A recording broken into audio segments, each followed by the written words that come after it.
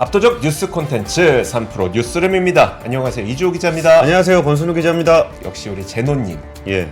우리 반겨주시는 거 제노님밖에 없네요. 아, 어서 나오세요, 권 기자, 이 기자. 안타깝네요. 한 제노- 분밖에 안 계시다는 게. 제노님 반갑습니다. 예, 네. 우리 가정의 달 저희 아버지입니다. 아, 좀 전에 3프로 앱 광고 나왔잖아요. 예. 그 3프로 앱에 이거 유튜브에서 얘기하면 안 되는 비밀이 하나 있는데 그렇죠. 유튜브 프리미엄 안 하신 분들 네. 3프로 앱으로 들으시면 광고 안 들으셔도 됩니다. 그리고 이거 유튜브 들으면 안 되는데. 유튜브 몰래. 유튜브 몰래 하는 몰래, 걸로 몰래. 우리끼리만의 비밀. 우리끼리만. 예, 3프로 앱을 다운받아서 들으시면은 유튜브 프리미엄이 아니어도 광고 없이 들으실 수 있습니다. 하나 더 중요한 거 있습니다. 유튜브에다 절대 얘기하시면 안 됩니다. 예. 하나 더 중요한 거. 어떤 게 있죠? 그 핸드폰 끄고도 들으실 수 있습니다. 유튜브 얘기하시면 안 됩니다. 안 됩니다. 저희끼리 예. 비밀입니다. 예, 첫 번째 뉴스. 첫 번째 뉴스. 예. 자, 첫 번째 뉴스 헤드라인 한번 열어주시죠. 자, 헤드라인 보겠습니다.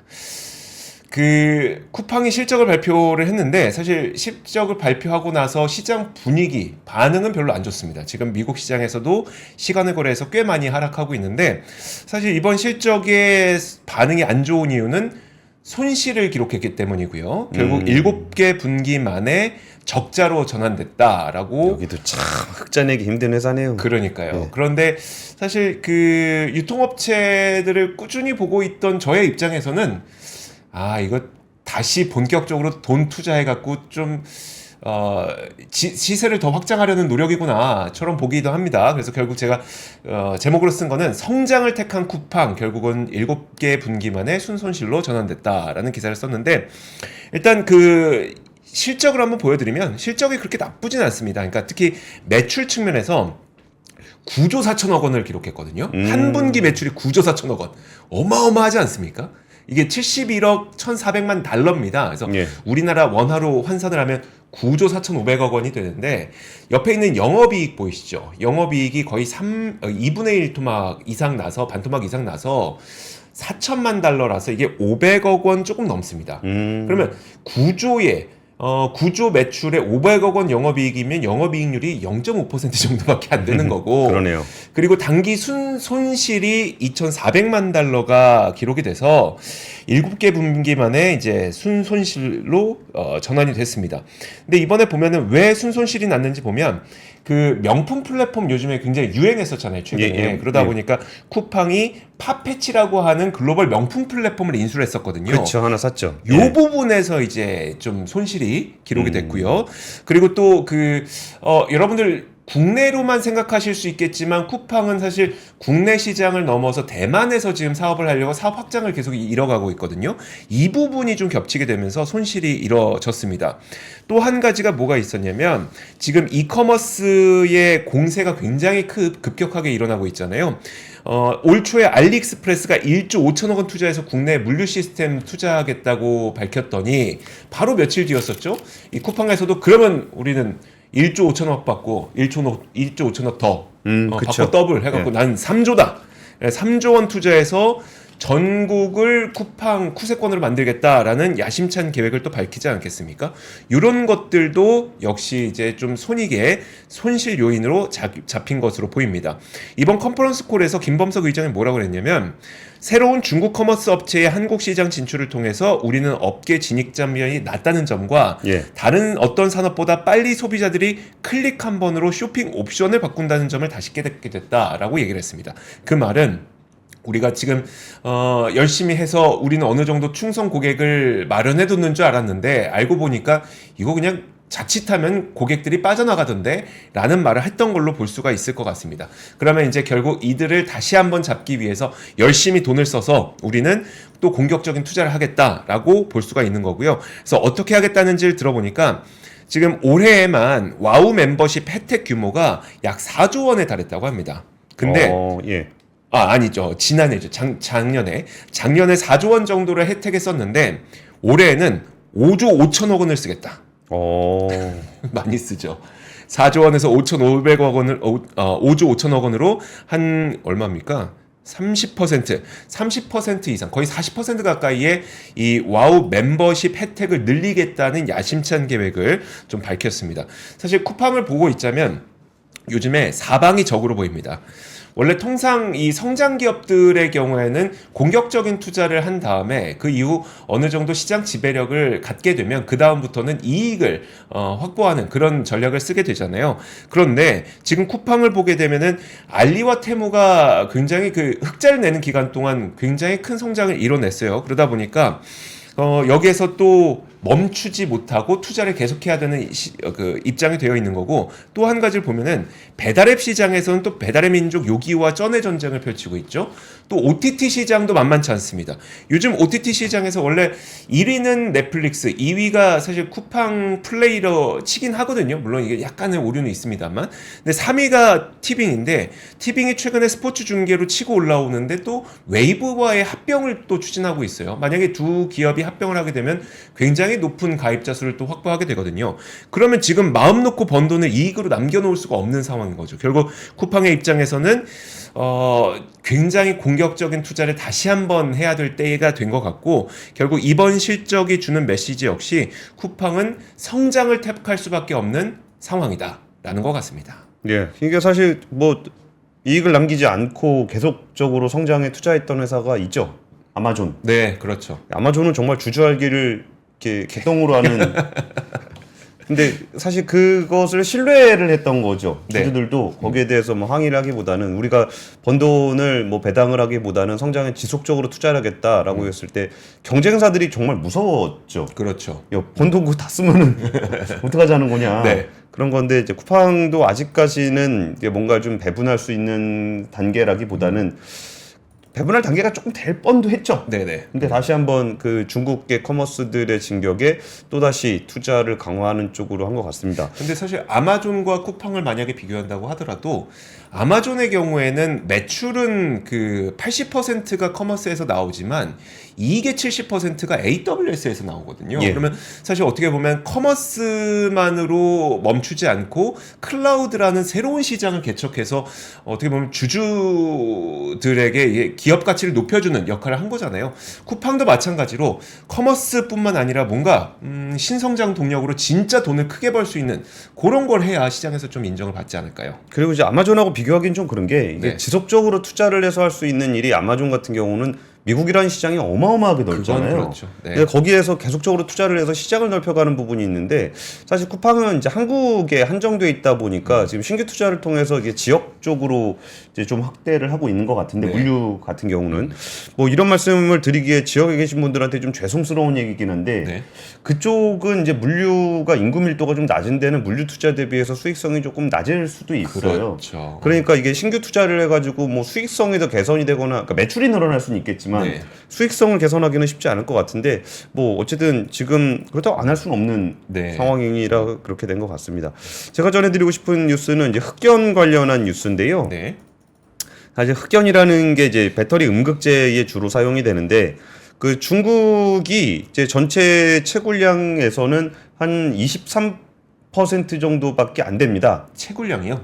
매장량. 매장량. 네. 기준으로. 한번 국가별 흑연 매장량을 같이 보시면은 튀르키예가 한 28% 정도가 되고 표 한번 같이 보시죠.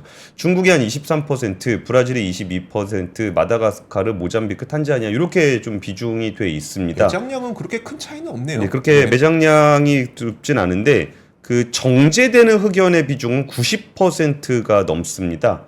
그러니까 지금 사실 우리나라 기준으로 보게 되면은 이제 흑연을 수입해서 쓰는 비중이 95.9%거든요. 네. 근데 여기에 이제 미국에서 IRA의 IRA 혜택을 줄 것이냐 말 거냐의 해외 우려 집단 기준이라는 게 있습니다. 근데 해외 우려 집단에 대해서 흑연은 2년간 유예를 해주기로 했습니다. 그래가지고 이제 아이고 뭐 큰일 날 뻔했죠. 네. 근데 이런 것까지 규제를 해버리면 사실 흑연을 공급받을 수 있는 데가 없기 때문에 IRA 보조금 뭐 안 주겠다는 얘기가 될 겁니다. 박경수님 그 네이버 얘기 언제 하시나요? 그런데 이거 다음 뉴스가 네이버 뉴스입니다. 그래서 이제 일단 흑연 공급망을 갖출 수 있는 곳은 이제 포스코 그룹 정도입니다. 2021년에 포스코 퓨처엠이 음극재 1단계 공장을 준공을 했고 네. 올해 하반기 2단계 공장 들어서게 되면은 그 음극재에 들어가는 흑연의 응급제를 한 47만 대 정도를 공급할 수 있는 분량을 만들게 됩니다. 근데 이거 제가 예전에 포스코 퓨처엠과 만나서 좀 취재를 했을 때 좀 특이하더라고요. 이게 그 흑연이라는 거를 이제 자연에서 캐와야 되는 건데 네. 이거를 제철 공장을 하다 보면은 부산물로 콜타르가 나온다는 거예요. 그래서 콜타르를 가공해서 만든 침상코크스로 이제 인조 흑연을 만든다는 건데, 네. 그러니까 이것도 굉장히 좀 특이하죠. 예전에는 이제 콜타르를 쓸 일이 마땅치 않았었는데 이거를 이제 침상코크스로 만들어가지고 인조 흑연을 만드는 게 있고, 네. 또 이게 응급제를 좀 코팅하는 게 피치라는 재료가 또 있습니다. 근데 이 피치라는 재료도 이제 그 고연화점 피치, 그러니까 녹린점이 높은 피치가 있고 낮은 피치가 있고 막 그런데 이 피치를 만들던 데는 또 의외로 OCI가 이거를 했었어요. 네. 그러니까 그래가지고 이제 OCI하고 포스코 퓨처엠하고 이제 합작사를 만들어가지고 네. 음극제용 피치를 또 만들게 된 거예요. 그러면 침상코크스하고 피치하고 더해가지고 이제 음극제를 만드는 인조흑연으로 음극제를 만드는 그런 공정들이 좀 만들어지고 있습니다. 네. 그러니까 지금 드리고 싶은 얘기는 뭐냐면은 이거를 미국에 이제 그 2년짜리 유예를 받은 것도 되게 중요한데 이 2년짜리 유예 받은 것에 유예를 받았으면 네. 그럼 2년간 뭐 유예가 됐구나 이게 중요한 게 아니라 그때까지 만들어야 된다는 거예요. 그렇죠. 네, 그때까지 만들어가지고 이제 중국 비중을 낮춰야 된다라는 겁니다. 이거를 이제 좀 시간 좀 벌고 뭐 하면은 뭐 또 혹시라도 대선 때 근데 대선 때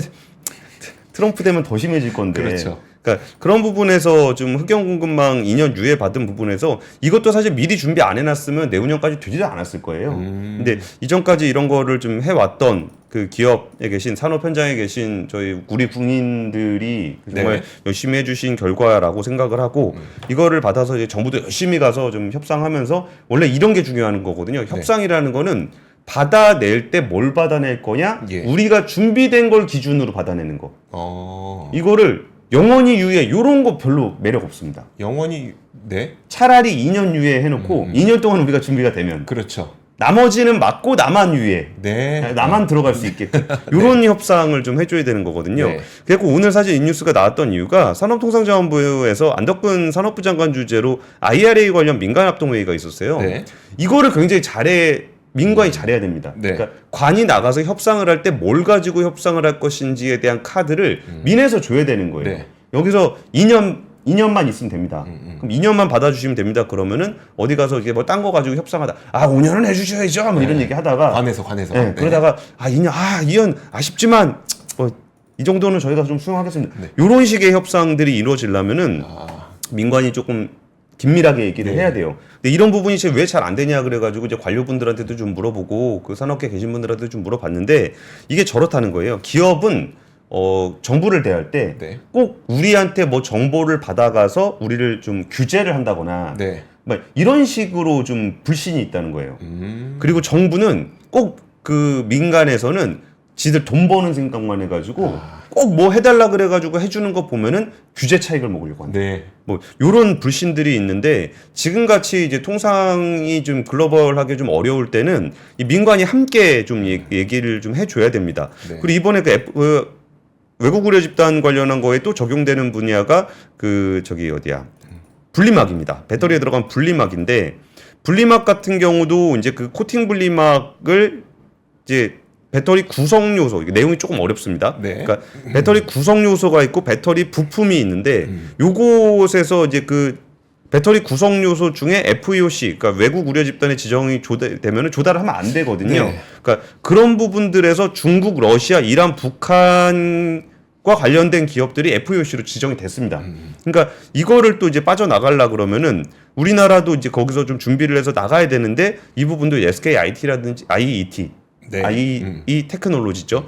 그 여기런 데들이 지금 뭐 캐나다라든지 미국이라든지 이런 데 이제 진출하려는 계획도 가지고 있는데 이제 여기서 조금은 규제가 좀 명확해진 만큼 좀 더 적극적으로 그쪽으로 나가서 여기서 뭐 우리나라 배터리 회사들이 셀 만드는 네. 회사들이 셀 아무리 거기 나가서 공장 만들었다고 해도 공급망에서 이 외국 의료 집단 걸리면 보조금 못 받거든요. 그렇죠. 그러니까 그런 부분들에 대한 공급망을 좀 이렇게 체계적으로 좀 가져가야 되는 예전처럼 어디 가서 사오면 되겠지 이런 걸로는 이제 안 되는 세상이 확실히 됐고 그래서 이것들을 기업들은 준비를 해야 되고 네. 기업들이 준비하는 시간을 벌게끔 정부가 통상을 좀 잘해줘야 된다라는 얘기를 좀 전해드리고 싶어서 이 뉴스를 준비했습니다. 알겠습니다. 알겠습니다.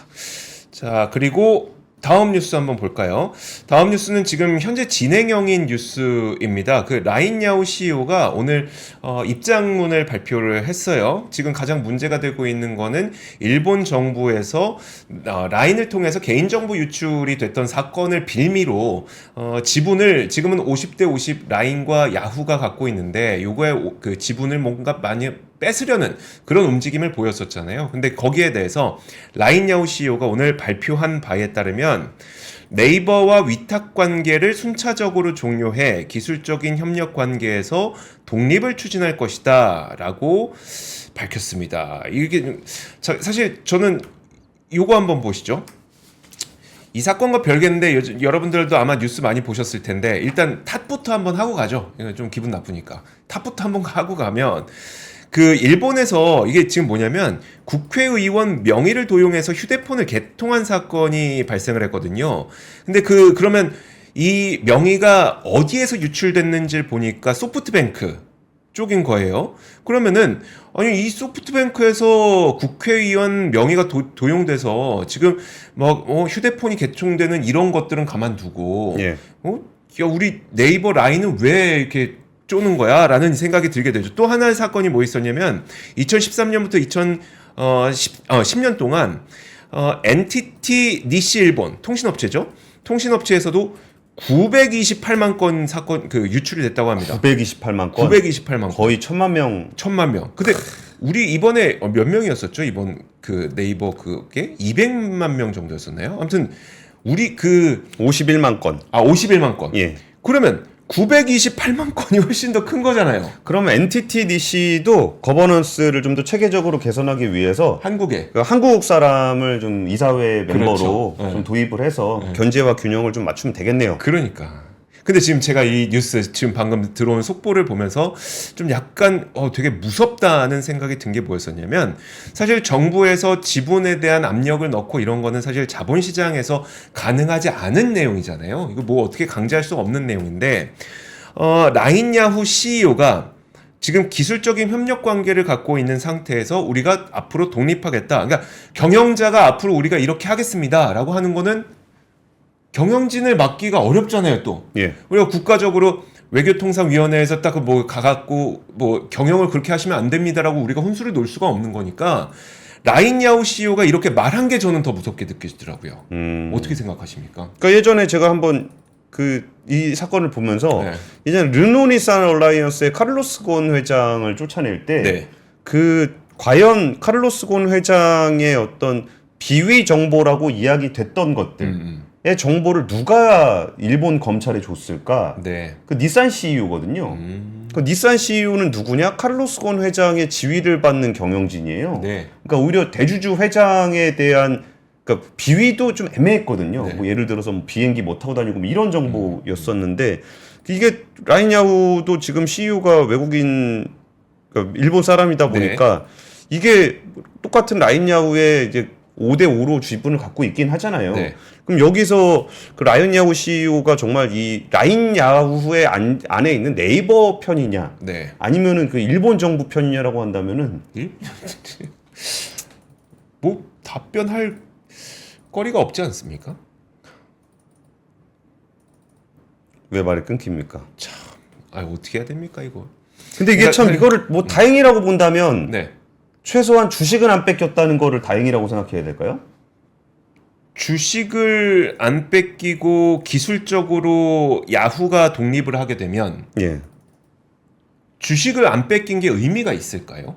기술 독립이라는 거 이게 그 네이버 클라우드 쪽에서 개인정보 유출됐다 그래가지고 그게 이제 기술을 보안 관련한 기술을 네이버 쪽에 좀 의존하고 있다라는 부분이 좀 문제제기가 나왔던 건데 그 부분 그러니까 이 얘기는 조금 더 취재가 필요할 것 같아요. 네네. 지금 좀 전에 그 라인야후에서 IR 하면서 나왔던, 그러니까 실적 컨퍼런스 콜 하면서 나왔던 얘기인데 네. 이게 네이버의 입장이 어떤 부분인지를 잘 모르겠어요. 그러니까 이게 둘이 분명히 무슨 협상을 하고서 라인야후 쪽에서 발표를 한 걸 건데 네. 이게 네이버와 조율이 돼서 나온 이야기인지 그렇죠. 아니면 야후 CEO가 그 일종의 저런 게 있거든요. 그때도 이제 닛산 CEO도 일본 검찰하고 뭔가 말을 맞춘 것 같았지만 자기가 기업의 CEO로서 회장의 어떤 뭐 배임적 행위를 고발한다 이런 식으로 발표를 했거든요. 네네. 근데 그럼 이게 지금 진짜 라인야후에서 둘의 관계에 있어서 그 네이버의 뭐 지분 매각이라든지 그런 압박들을 벗어나기 위해서 네이버가 협의를 해서 네. 일단 이사회 구성이라도 살짝 바꾸면서 이걸 넘어가자라는 것이 협의가 돼서 나온 얘기인지 네. 아니면은 오히려 라인야후 CEO 그러니까 이쪽 일본 계열의 이사회와 일본 정부가 짱을 해서 야 정부가 압박하면 모양 안 좋으니까 네. 니네가 이사회 내에서 자연스럽게 한 것으로 모양을 하자. 그래갖고 이제 네이버 쪽 의견이 무시됐는지에 대한 게 아직까지 좀 파악이 좀 안 되고 불명확하죠. 있어요. 네. 예. 그러니까요. 알겠습니다. 그래서 이 관련된 내용은 저희가 조금 더 알아보고 또 여러분들께 전해드려야 될 것 같습니다. 일본도 사실 뭐 자본주의 국가라고는 하지만 그 거버넌스 측면에서 정부하고의 관계가 그렇게 독립적인 것 같진 않아요. 이게 우리나라도 뭐 어디까지 기업이 그 정부로부터 독립돼 있냐라고 하겠지만 네. 일본은 우리나라보다 훨씬 더 심한 것 같아요. 그렇죠. 그래서 이 부분을 조금 더 취재를 해서 좀 다시 한번 보도를 드리도록 하겠습니다. 네. 제가 준비한 뉴스는요. 메타가 왜 AI를 이렇게 열심히 할까? 라는 얘기인데요. 그 AI를 도입을 하게 되면 도대체 이걸 어디다 활용을 할까라는 게 고민인데 네. 이제 구글이라든지 마이크로소프트 같은 경우에는 이제 오피스 365라든지 이런 워크스페이스에서 이게 뭐 활용하잖아요. 뭐 그림 좀 그려줘, 내용 보내주면서 야 이걸로 PPT 좀 만들어줘. 네. 그리고 저는 잘 못 쓰지만 엑셀 같은 거 할 때 인공지능 활용하면 굉장히 좀 활용하기가 좋다는 거잖아요. 그리고 이제 이미지 같은 경우는 좀 활용을 할 때 뭐가 있을까 하다가 제가 한번 활용한 걸 하나 만들어 봤습니다. 네. 이게 도시의 그림에다가 글자 이미지를 넣은 건데 그 왼쪽에 있는 그 도시 사진을 좀 이렇게 작게 보면은 네. 이렇게 압권이라는 글자를 숨겨놓은 이미지입니다. 이야. 그래가지고 이런 거를 뭐 할 수 있더라고요. 네. 근데 이거를 뭐 저보고 그리라고 그러면 말도 안 되는 거고. 그렇죠.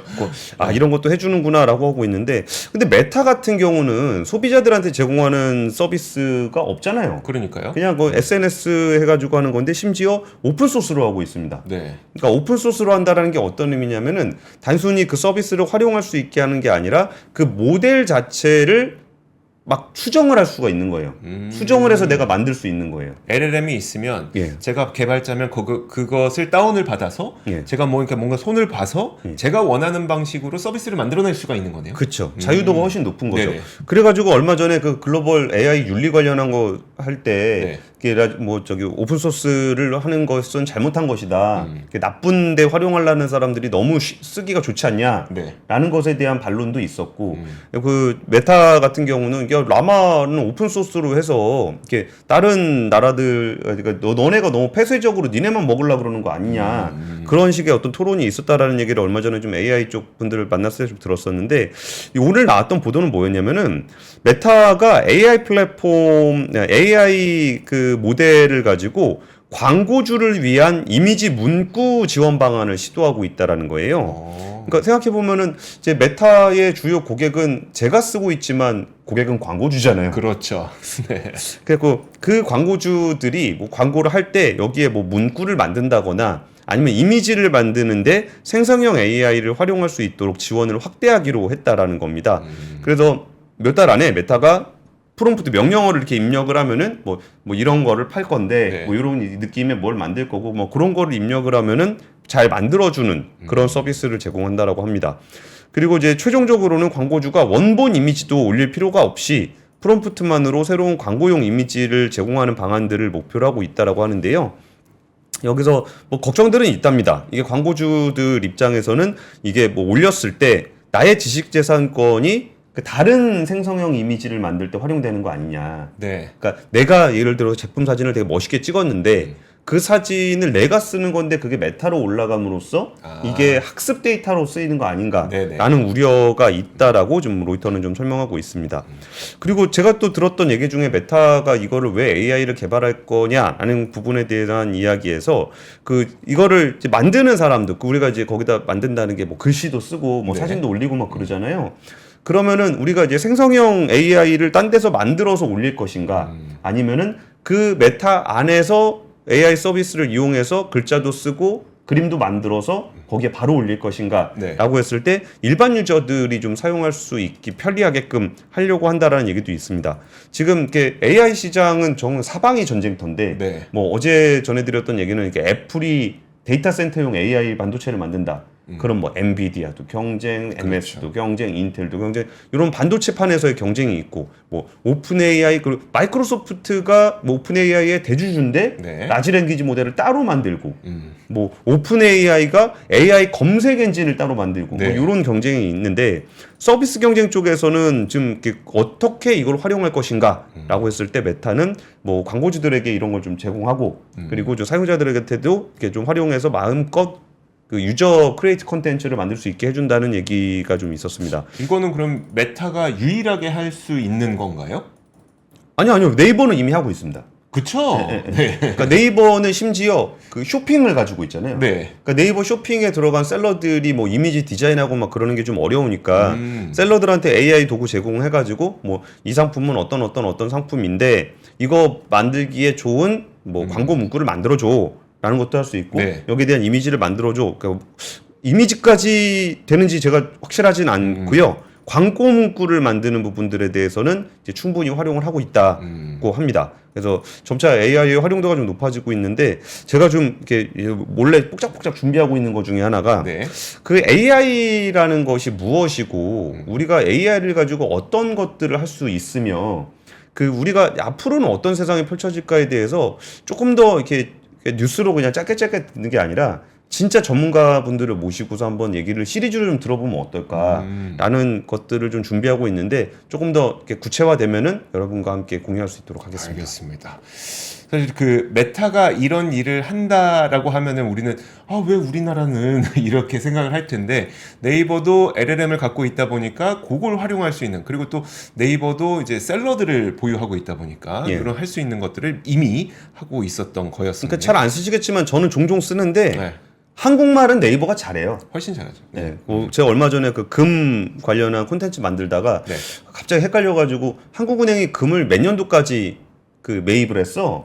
라고 물어보니까 그 바드 같은 경우는 바드는 구글 거죠. 구글에서는 2023년까지 매입을 했다 그래서 최근에 또 샀나? 그랬더니 이제 하이퍼크로바 X에서는 2013년까지 매입을 했다라는 소식을 비교적 정확하게 전달을 하더라고요. 그래서 이런 것들도 이제 각 부문마다 특성들이 좀 있는데 우리가 뭘 어떻게 활용해야 될지를 잘 모르니까 그런 부분들은 조금 더 이렇게 우리가 좀 공부를 해볼 필요가 있지 않을까 싶습니다. 문득 테무 광고만 예뻐지는 거 아닌가 모르겠네요. 자, 워낙 많이 했으니까 워낙 광고 많이 하니까요. 그러니까 그걸 떠나서 워낙 허접해.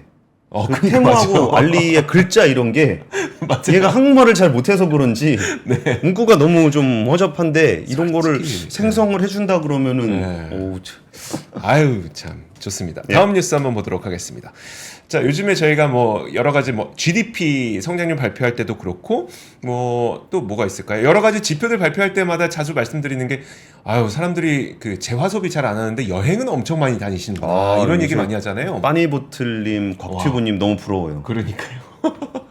그분들은 이제 잘 좋아하는 거 하면서 돈 벌면서 참 수요도 많고 그렇습니다. 자, 그러다 보니까 오늘 하나투어에서 실적을 발표를 했는데 사상 최대의 영업이익을 오늘 기록을 했습니다. 이게 확실히 우리가 이런 거 볼 때 좀 재밌는 것 같아요. 맨날 뉴스로 나오고 어떤 지표로 간접적으로 나오던 것들을 해당 산업에서 실제 숫자로 우리가 확인하게 될 때 이런 부분이 참 재밌는 것 같습니다. 지금 이번 실적을 보니까요, 216억 원을 기록을 했는데 전년 동기 대비 285%나 급증을 했습니다. 매출액도 보시면은 1833억 원을 기록해서 전년 동기 대비 121% 엄청나지 않습니까? 굉장히 많은 분들이 실제로 여행을 하고 있는데 사실 이런 생각 좀 하실 것 같아요. 요즘에 자유여행 많이 하지 하나투어 같은 패키지 여행 누가 하나라고 생각을 하시겠지만 이 그 트렌드를 이들도 알았던지 그 중고가의 좀 고급 패키지 있죠. 예. 이런 부분을 좀 공략을 했습니다. 그래서 지금 보시면은 키 드라이버에 보시면은 이제 높은 중고가 패키지 판매 비중이 높아지고 또 온라인 채널 판매 비중이 한 41%로 높아졌거든요. 그러니까 그런 것들 덕분에 비용이 절감되고 좀 비싼 제품 팔고 이러면서 영업이익이 크게 늘었다라고 보시면 될 것 같습니다.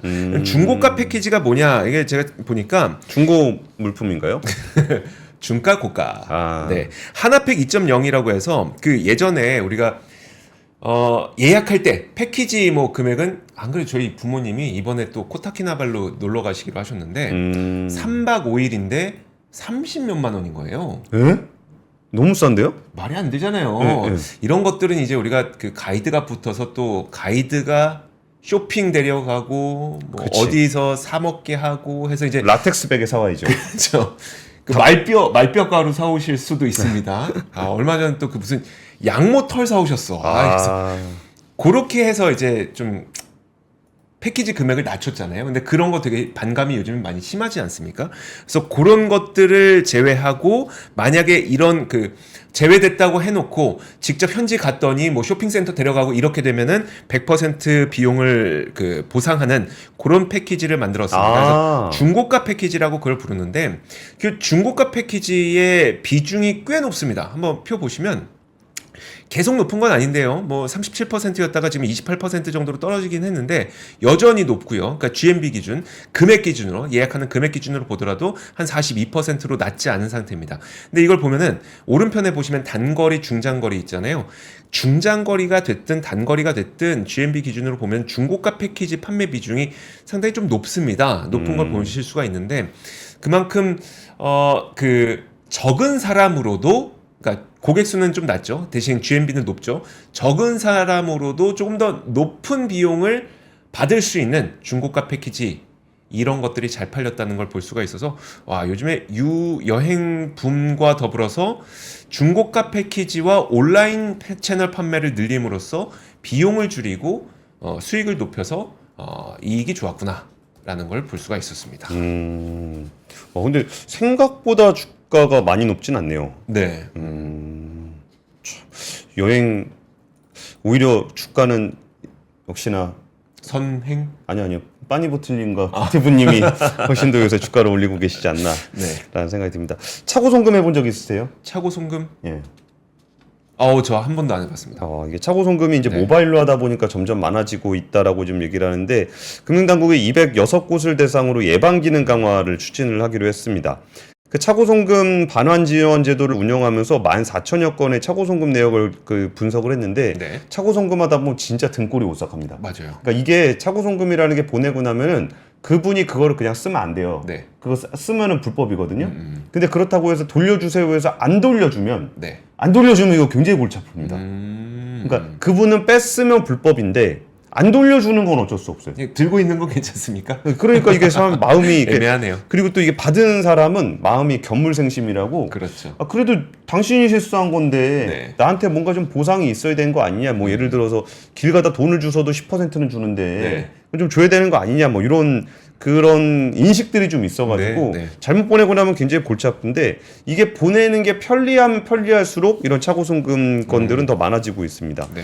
그래서 전체 차고송금 건수의 한 66%는 그 계좌번호를 잘못 누른 경우고요.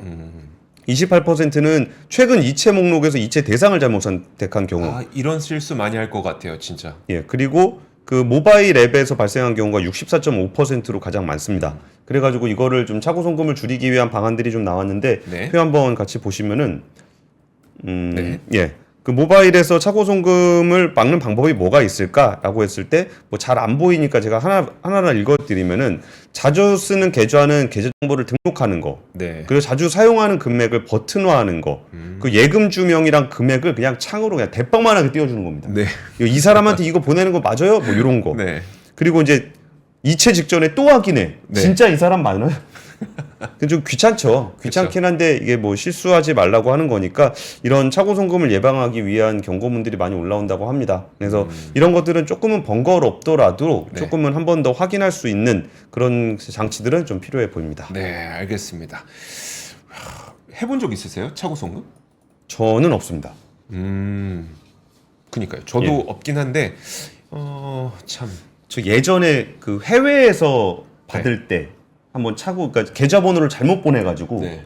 해외에서 돈을 받아야 되는데 계좌번호를 잘못 보냈더니 거기서는 보냈는데 저는 못 받는 일이 발생을 하더라고요. 그럼 어떻게 했어요? 그래가지고 그거를 해당 은행에다 해가지고 이게 뭐 차고 송금이고 번호가 잘못됐고 이게 되게 복잡해요. 그러니까 그 국제 미아가 돼 있습니다. 네. 스위프트망에서 국제 미아가 돼 있는 돈을 다시 확인해야 되는 굉장히 어려운 일들이 좀 있습니다. 이 돈은 누구 돈이고 뭔가 그 공중에서 떠다. 자, 다음 단신 하나 좀 제노님은 네. 차고 송금이 들어온 적 있대요. 어떻게 하셨어요, 제노님? 써주세요. 예, 뉴스 네. 전해시면서 마지막 뉴스 전하시면서 한번 자, 보시죠. 가격 인상 소식 그만 좀 듣고 싶은데 이번엔 병원비 약값도 줄줄이 상승하고 있다라고 하는 겁니다.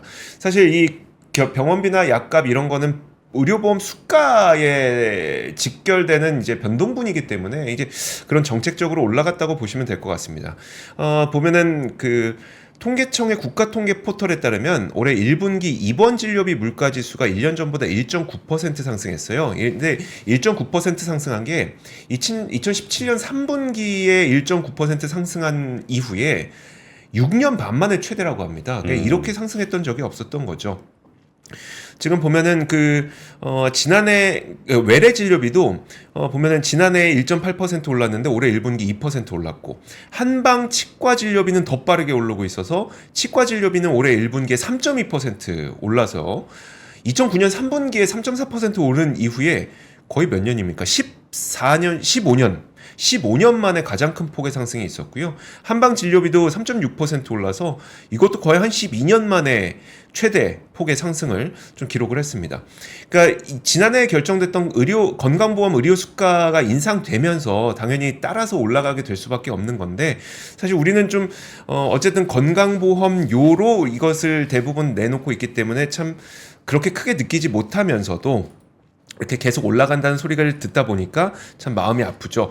어쨌든 통계청에서는 지금 약의 출고가가 인상되면서 의약품 물가지수도 상승세라고 하는데 소화제, 감기약 이런 상비약 물가 상승폭이 전체 소비자 물가의 2배에서 4배 가까이 올랐다고 합니다. 근데 이런 그 약재들은 사실 우리가 일반적으로 또 사 먹기도 하잖아요. 그러다 보니까 우리가 좀 직접적으로 느낄 수 있는 부분은 소화제, 감기약 이런 상비약 부문이 아닐까라는 생각이 듭니다. 어쨌든 참 이렇게 되면은 결국 보험 수가가 올라간다는 거는 건강보험료에서 나가는 비용이 또 크게 늘어난다는 거니까 이렇게 보나 저렇게 보나 참 우리한테 즐거운 일은 아닌 것 같습니다. 네. 알겠습니다. 뭐 요새 뭐 진료 받기도 힘들잖아요. 그렇죠. 예, 저 차고 송금 관련해서 여러 가지 얘기들이 좀 나오는데 제가 이것도 뭐 다들 아실 건데 좀 한 번 더 강조를 좀 드리면은 차고 송금했을 때 안 돌려주면 안 됩니다. 그거 뺏어 쓰면은 이거 남의 돈 뺏어온 게 내가 절도가 되는데 여기서 또 조심하셔야 되는 게 그 전화 오는 거 지금 차고 송금 받았더니 바로 은행에서 전화 왔다고 하쿠나 마타타님 얘기하시는데 그 전화 온 거 은행인지 제대로 확인해야 됩니다. 피싱일 수 있습니다. 그러니까 이게 예전에 유행했던 방식 중에 내 명의로 대출을 받은 다음에 그거를 차고 송금으로 입금이 됐다 그래갖고 그 돈을 돌려달라 그래서 그 돈을 몇 천만 원을 돌려주고 나면은 은행에서 네가 대출 받은 거야 그거. 그러니까요. 그리고 그 돈을 저보고 갚으라 그럽니다. 네. 그런 일도 있기 때문에 뭔가 통장에 내가 없던 돈이 들어왔다라고 했을 때 아 이거 그냥 뺐으면은 뭐 문제가 되지. 전화가 와서 돌려달라 그러면 계좌번호 찍어줬다고 그냥 돌려주시는 것도 신중하셔야 됩니다. 참 우리를 뭔가 우리에게 등쳐먹으려고 하는 이 사람들이 너무 많아갖고 항상 조심하셔야 됩니다. 네. 세상 믿을 놈 별로 없는 이런 세상 속에서 우리 가정의 달 부모님께 효도하는 어버이날 되시기를 기대하겠습니다. 자, 3프로 뉴스룸은 여기서 마치겠습니다. 고맙습니다. 감사합니다. 박근영, 이선영, 사경인, 염승환 투자 마스터들의 세심한 케어로 건강한 투자 습관을 만드세요. 3프로 멤버십 3프로 앱에서 확인하세요.